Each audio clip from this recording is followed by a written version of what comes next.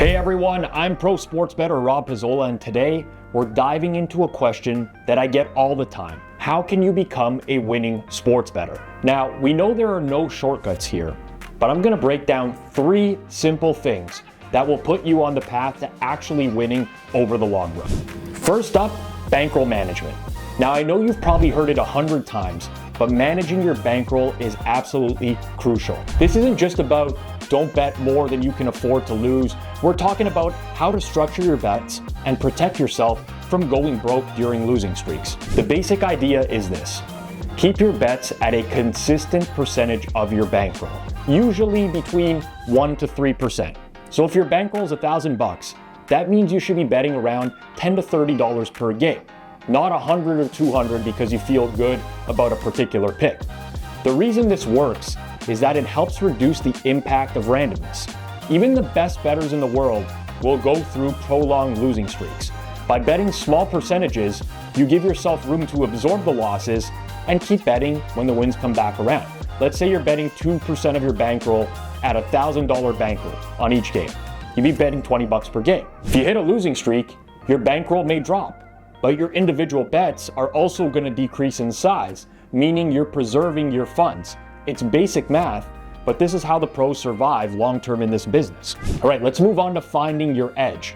This one's big because without an edge, you're just guessing. So what is an edge and why does it matter? Well, an edge is essentially your advantage over the sport. It's the reason that you believe you're going to win in the long run. Now, there are different ways to find an edge. Some bettors will go top down, which means they're taking a macro look at the betting market as a whole. They study line movements, they track which way the money's going, and they hunt for inefficiencies in how books react to large bets or influential bettors. Top-down bettors use the collective knowledge of the market to find lines that are mispriced. On the flip side, you may have bottom-up bettors who find their edge by specializing in a particular area. They might know everything about a smaller market, like college basketball or player props, and they identify opportunities where they know something the books or other bettors in the market haven't accounted for. The key is to go deep on a specific sport or team or player if you think you can find an edge there. So let's say you know a certain NBA player's points per game varies a lot depending on home games versus away games, but the market hasn't adjusted the line for that. You might have an edge on that prop bet if you've done your homework and believe there's a strong case for how it'll turn out. But here's the main takeaway. You have to be able to justify why you will win in the long run. Are you capitalizing on a specific piece of information? Are you beating the line movement consistently? If you can't answer why you're going to win, then you probably don't have an edge yet. Finally, our third step is something that's often overlooked, but incredibly important: keeping records and continuously improving. This is where many bettors fall short because it's not glamorous, but it's also absolutely necessary if you want to get better. Keeping records of your bets does 2 things. It helps you identify where you're winning and where you're losing, and it keeps you accountable. When you're tracking your bets, you'll start to notice trends. Maybe you're better at NBA than NFL, or maybe you've been losing consistently on certain types of bets like parlays. Knowing these patterns is crucial to refining your strategy. When you start logging your bets, include things like the date, the sport, the type of bet, the opening odds, closing odds, whether it was a win or loss. Once you have enough data, start analyzing it to see where you're doing well and where you need improvement.